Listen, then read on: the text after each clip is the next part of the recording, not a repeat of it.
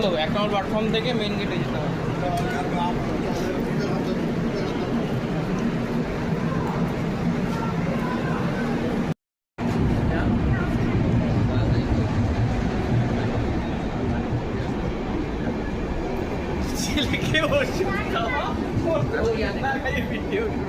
দাঁড়া, চলে যাচ্ছে তো।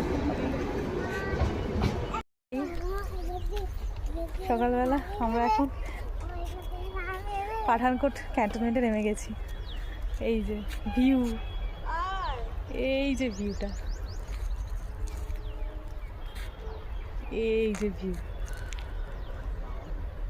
তবে আমরা আমাদের ক্যাবে উঠবো, উঠে ডালহৌসি যাব। ওকে,